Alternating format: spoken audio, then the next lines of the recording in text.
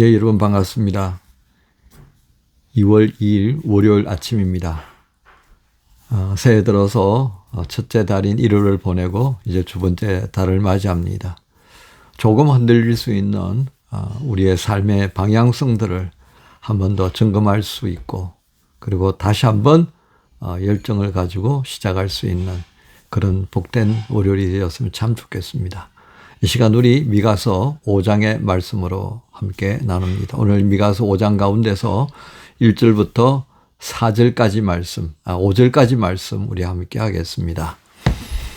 딸 군대여, 너는 때를 모을지어다. 그들이 우리를 애워쌌으니 막대기로 이스라엘 재판자의 뺨을 치리로다.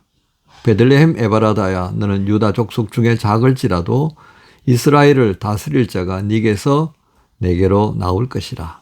그의 근본은 상고의 영혼에 있느니라. 그러므로 여인이 해산하기까지 그들을 붙여두시겠고, 그 후에는 그의 형제 가운데에 남은 자가 이스라엘 자손에게 돌아오리니, 그가 여호와의 능력과 그의 하나님 여호와의 이름에 위엄을 의지하고 서서 목축하니 그들이 거주할 것이라. 이제 그가 창대하여 땅끝까지 미치리라. 이 사람은 평강이 될 것이라. 아수르 사람이 우리 땅에 들어와서 우리 궁들을 밟을 때는 우리가 7 목자와 8 군왕을 일으켜 그를 치리니. 아멘. 오늘 말씀 제목은 하나님 나라의 법칙으로 살라 하신다. 하나님 나라의 법칙으로 살라 하신다 하는 제목으로 나눕니다. 2절에 보면 베들레헴 에브라다, 너는 유대 족속 중에 작을지라도 이스라엘을 다스릴 자가 내게로 나올 것이다. 이런 말씀을 해 주셨습니다.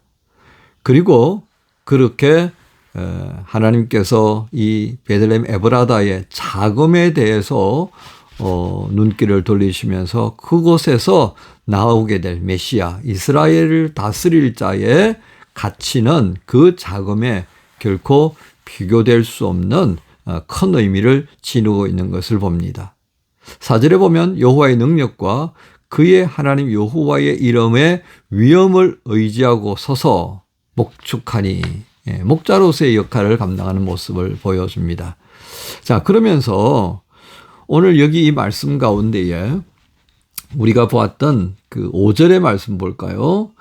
그게 어떤 말씀이냐면 7 목자와 8 군왕, 이런 표현이 있습니다. 목자는 양들을 돌보는 자입니다. 그죠? 진짜 목자는 어떤 존재냐면 그 양떼를 위하여 자신의 목숨을 내어놓는, 그게 진짜 목자입니다. 그런데 그 목자 몇 명이요? 7. 그리고 왕이면 8. 7 플러스 1, 이렇게 생각하시면 되겠습니다. 그 말은 어떤 의미겠습니까? 이스라엘을 침범하는 어떤 적이라도 물리쳐낼 수 있는 강력함을 보여준다라고 하겠습니다. 자, 그러니까 이 2절부터 시작되어진 말씀 안에서 우리는 무엇을 볼 수가 있겠습니까? 베들레헴 에브라다라고 하는 그 작은 마을에서 하나님은 어떤 일을 계획하시고 있다고요? 이스라엘을 다스릴 목자가 나온단 말이죠. 이스라엘 다스릴 자. 그리고 하나님은 만약에 이 이스라엘을 누군가가 그 압살롬이 나오죠? 아시리아처럼 강력한 적들이 만약에 공격을 한다 그런다면 그 강력함을 압도해낼 수 있는 그런 7명의 목자, 그리고 8명의 군왕을 세워서 다 막아낼 것이다 라고 하는 것을 말씀합니다. 즉, 오늘 미가를 통하여서 말씀하시는 하나님은 우리에게 뭘 강조하시는 것이겠습니까? 즉, 로마서 8장 31절에 보면 하나님이 우리를 위하시면 누가 우리를 대적하리요? 라고 하는 이 말씀을 떠올리게 할 만큼 하나님은 이제 이 돌아와서 세워지게 되는 이스라엘을 적극적으로 지키시고 보호하시고 세워갈 것이라고 하는 것을 말씀합니다. 그래서 6절에 5절에 그렇게 했죠. 이 사람은 평강이 될 것이다. 또한 6절에 그들이 칼로 아수르 땅을 황폐하게 하며 니므로 땅 어기를 황폐하게 하리라. 아수르 사람이 우리 땅에 들어와서 우리 지경을 밟을 때는 그가 우리를 그에게서 건져낼 것이다. 여러분, 오늘 이 말씀을 통하여서요, 우리는 하나님께서 주시는 메시지가 얼마나 분명한가라고 하는 것을 알게 됩니다. 여러분, 경제학자 제레미 리프킨이라고 하는 사람이 있습니다. 그는 20여 년 전간에 유러피언 드림이라고 하는 것을 말한 적이 있습니다. 즉, 새로운 시대에 대한 예언적인 관점을 드러내어 준 거죠. 그것은 무한 경쟁, 부에 탐닉하는 그런 아메리카 드림을 대체하는 공동체를 이야기하고 평화를 이야기하고 도덕적 우위를 가지고 있는 이 유럽식의 시대가 열릴 거다라는 얘기를 한 적이 있습니다. 그런데 지금은 어떻습니까? 러시아가 우크라이나를 침공한 이후로 3년이 지나는 이 시점에 유럽은 어떤 모습입니까? 병약하고 무기력하고 내부적인 문제로 허둥대어지는 그런 모습을 보여주고 있는 것입니다. 유럽연합이 러시아를 막아내지 못하고 전전긍긍하는 거예요. 만약에 미국이 손을 떼면 어떡하나라고 하는 정말 우스꽝스러운 몸짓까지도 보여주는 겁니다.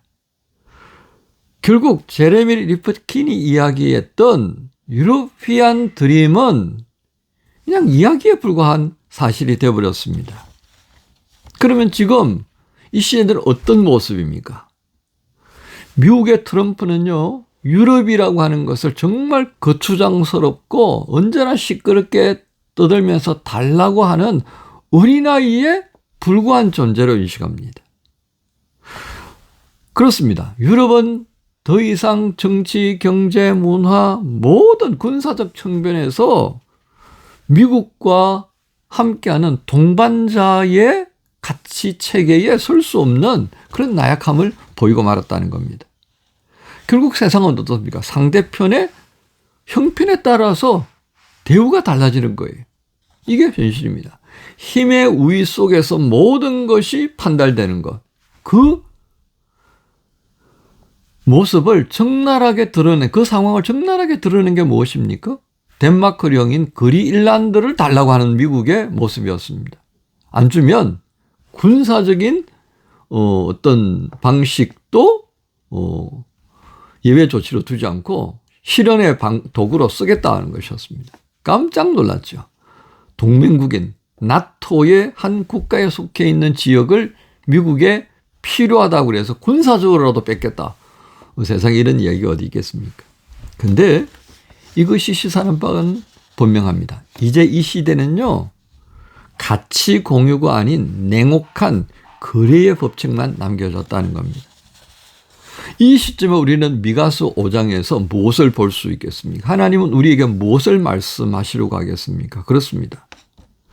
베들레헴 에브라다야, 너는 유다 족속 중에서 작을지라도 이스라엘 다스릴 자가 네게서 내게로 나올 거다. 하나님은 우리에게 가장 강력한 말씀을 합니다. 세상에서 볼 때에 약하고 별 볼 일 없고 바로 그곳에서 하나님은 뭔가를 계획하시고 뭔가를 이루시기 위해서 시작하시고 있다라고 하는 것입니다. 우리는 오늘 이 말씀을 통해서요, 하나님이 우리에게 말씀하시는 걸 주목합시다. 즉 가장 약한 곳에서 가장 강한 자들을 부끄럽게 하는 일을 시작하시는 하나님. 이게 하나님 나라의 법칙입니다. 세상에 볼 때에 우리는 가장 나약하고 가장 별 볼 일 없는 존재일 수 있습니다.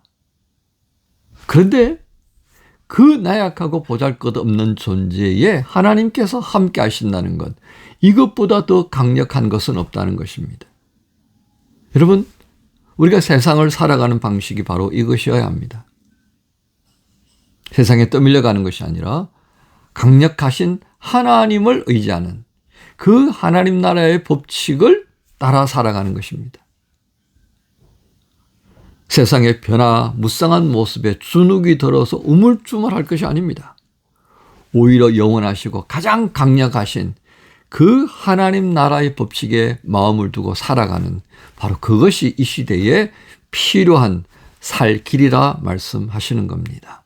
오늘 미가 5장의 말씀을 다시 한번 묵상하시면서 우리 안에 허락하셨던 이 하나님 나라의 법칙에 조금 더 익숙해지기를 소망하면서 서로가 서로에게 힘이 되어주는 복된 월요일이 되기를 서로가 감사하고 그러면서 버텨나갈 수 있도록 어깨를 내어주는 복된 월요일이 되었으면 참 좋겠습니다. 여러분 모두를 우리 주님 예수님의 이름으로 축복합니다. 주님 감사합니다. 저희가 살아가는 삶의 법칙이 여러 가지가 있습니다만은 그러나 오늘 미가 5장의 말씀을 통해서는 가장 약하고 가장 보잘것없고 하지만 바로 그 속에 하나님께서 강한 자들, 크다고 하는 자들을 부끄럽게 하는 일을 시작하신 것을 보게 하셨습니다. 하나님, 이 같은 하나님 나라의 법칙에 조금 더 익숙해질 수 있도록 인도하여 주옵소서. 이 법칙에 익숙해질 수 있도록 우리가 서로의 어깨를 내어주고 그렇게 붙들어 줄 수 있는 복된 월요일을 시작하게 하옵소서. 감사합니다. 예수님 이름으로 기도합니다. 아멘. 주의 사랑,